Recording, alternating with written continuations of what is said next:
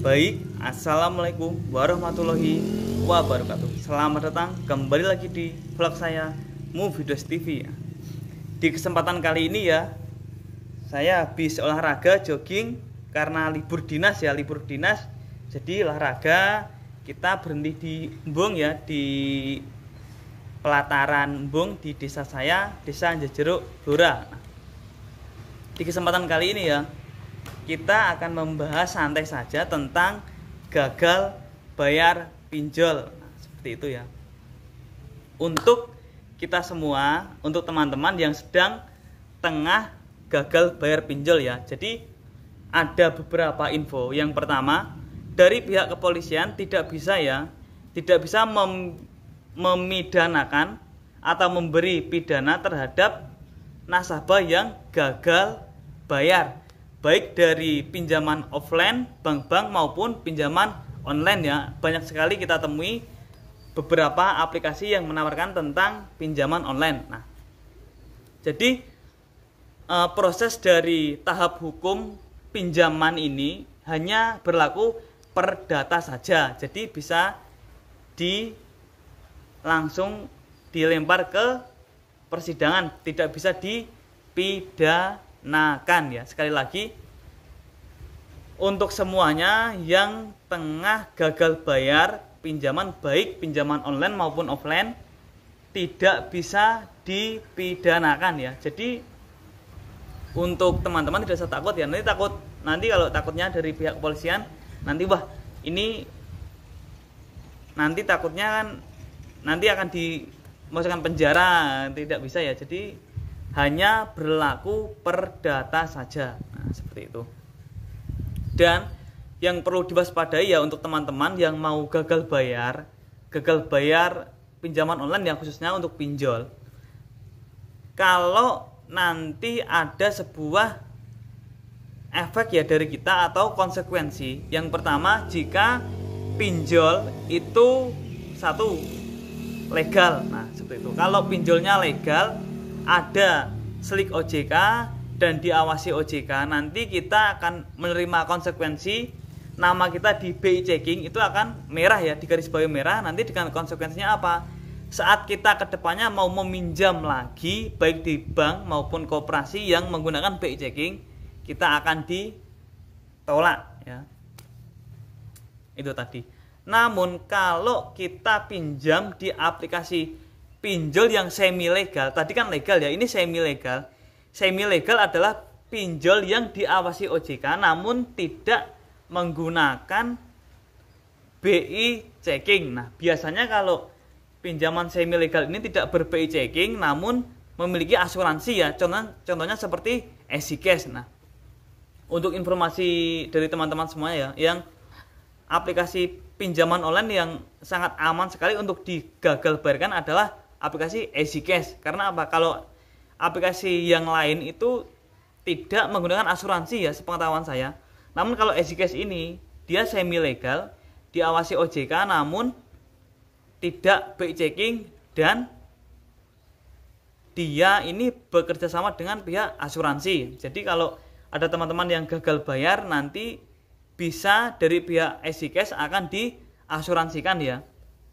Namun ada beberapa tahap demi tahap dari EasyCash. Yang pertama, nanti kalau kita gagal bayar 1 bulan akan dapat teguran ya, SP1, SP2, SP3. Dan EasyCash sendiri tidak memiliki DC lapangan ya, hanya memiliki DC online saja. Untuk daerah ibu kota Jakarta itu ada DC lapangannya ya. Namun kalau di luar Jabodetabek, di luar ibu kota Jakarta tidak ada DC lapangannya, jadi aman. Kita lanjut ke tahap tadi ya, kita lanjut ke tema tentang gagal bayar pinjol. Itu tadi ya. Konsekuensi dari gagal bayar pinjol yang legal adalah kita dalam nama BI checking akan bergaris merah ya. Jadi untuk kita pinjam lagi ke depannya baik di perbankan online maupun offline akan langsung ditolak ya, tidak bisa melakukan pinjaman. Dan yang ketiga adalah aplikasi pinjaman ilegal. Nah, ini ya yang perlu diwaspadai. Aplikasi pinjaman online ilegal ini tidak diawasi OJK tidak menggunakan Slick ya, BI checking. Namun ini aplikasi yang sangat berbahaya sekali ya. Intinya ini aplikasi swasta, namun menerornya ini di luar, ibaratnya tidak manusiawi ya. Ada beberapa aplikasi yang teridentifikasi aplikasi ilegal tidak atas izin OJK ya. Dan OJK sendiri sudah mengeluarkan peringatan untuk aplikasi itu agar diberhentikan ya. Dan dari OJK juga memberi himbauan kepada masyarakat untuk digagal bayarkan pada aplikasi yang ilegal ini ya. Ini sangat unik sekali ya, karena dari OJK sendiri menganjurkan untuk rakyatnya, untuk warganya gagal bayar aplikasi pinjol ilegal. Nah, namun efeknya nanti kita takutnya kalau DC lapangan datang ya, itu aja. Nanti kalau DC lapangan datang pasti memaki-maki, pokoknya itu tadi ya, intinya menghancurkan mental dari nasabah. Nah, seperti itu. Namun kalau ada DC lapangan tidak usah takut ya. Jadi kalau ada kekerasan fisik langsung saja laporkan ke kantor kepolisian terdekat, pasti langsung ketangkap. Karena apa? DC lapangan itu tidak boleh melakukan ibaratnya itu kekerasan ya, karena hutang piutang ini hanya perdata saja, janji di atas kertas atau hitam di atas putih ya. Jadi tidak ada namanya pidana, hukum pidana tidak ada. Jadi itu tadi ya, untuk teman-teman yang sedang gagal bayar pinjol, apalagi yang pinjol ilegal, itu dari segi pemerintah juga dari segi OJK itu memberantas sekali ya, karena aplikasi ini swasta tidak memberi kontribusi terhadap negara ya, seperti itu.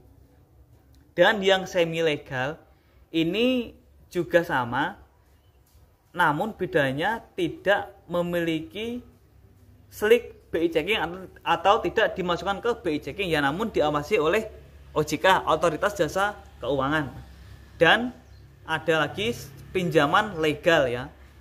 Jadi konsekuensinya kalau kita pinjol legal resmi ya, jadi diawasi oleh OJK dan ada Slick BI checkingnya, ini berbahaya sekali untuk kita sendiri ya. Namun kalau kondisi kita tidak memungkinkan untuk gagal bayar, jadi kita perlu cari tahu dulu aplikasi ini menggunakan asuransi atau tidak, bekerja sama dengan asuransi atau tidak. Karena apa? Kalau kita gagal bayar, misal aplikasi atau pinjaman ini bekerja sama dengan asuransi, nanti kita gagal bayarnya akan diklaimkan ke asuransi seperti itu. Contohnya ya, yang aman gagal bayar ada asuransinya adalah aplikasi EasyCash. Nah, itu.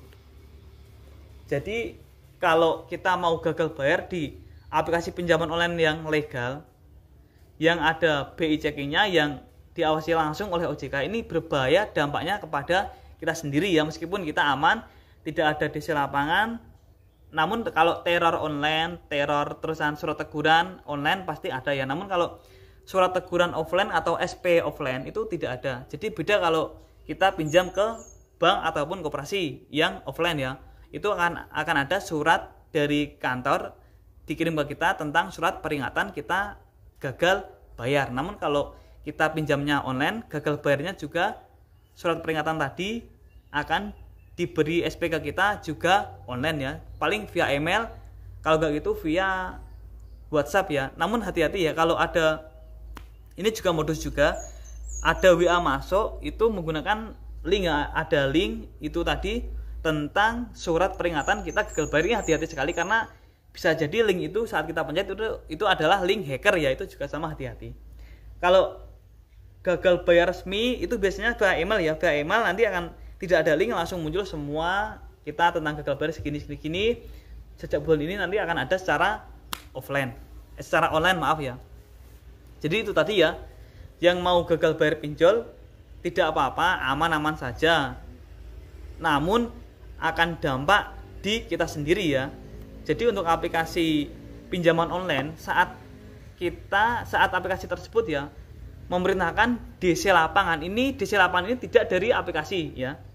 DC lapangan ini adalah orang lain ya, orang ketiga atau orang bayaran dari aplikasi tersebut. Yang pertama, dari pihak aplikasi ya akan mengeluarkan biaya yang sangat banyak sekali. Nah, jadi kalau pinjamannya ini seputar pengetahuan saja ya, pengetahuan saya, jika pinjaman di bawah dari 3 juta itu tidak akan ada DC lapangannya. Karena apa? Apalagi kalau di luar Jabodetabek akan memakan banyak waktu yang pertama, yang kedua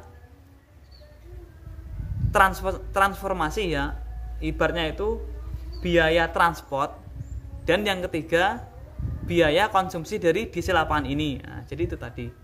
Untuk yang mau gagal bayar, yang semi legal itu juga aman-aman saja, dan yang ilegal malah dari pemerintah dan OJK menganjurkan untuk gagal bayar pinjol. Nah, dan yang legal yang diawasi OJK, yang ada strict BI checking-nya, itu kembali lagi ke teman-teman sendiri ya. Kalau aman di luar Jabodetabek saya pastikan aman, dan Jabodetabek pun yang pinjamannya di bawah 3 juta saya tidak yakin kalau ada di lapangannya ya, karena di lapangan sendiri itu biayanya sangat mahal sekali, karena itu tadi ya, ada biaya transport, biaya konsumsi, dan biaya lain-lainnya.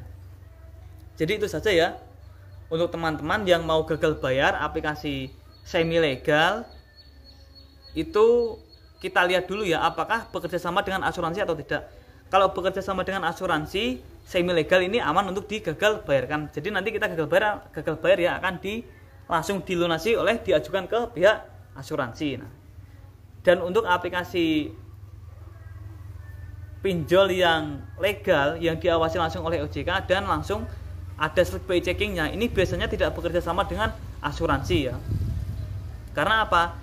Karena dari pihak pinjol sendiri sudah mungkin berpikir kalau ada BI checking nanti akan dihack ya, nama kita akan di garis merah dan kedepannya tidak akan bisa mengajukan pinjaman lagi. Itu konsekuensi dari pinjaman online legal. Namun kalau semi legal tidak ada BI checking-nya, namun diawasi OJK, namun bekerja sama dengan asuransi. Karena apa? Konsekuensinya itu tadi ya, jika ada nasabah yang gagal bayar pasti langsung larinya ke asuransi yang mengganti dari pinjaman nasabah yang gagal bayar tersebut.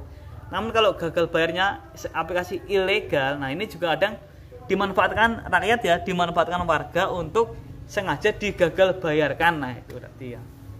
Jadi itu tadi ya intinya ya, untuk teman-teman yang gagal bayar atau yang mau digagal bayarkan, kita harus cerdas ya, pintar-pintar apakah aplikasi tersebut legal, semi legal ataupun ilegal ya. Itu tadi konsekuensinya itu tadi.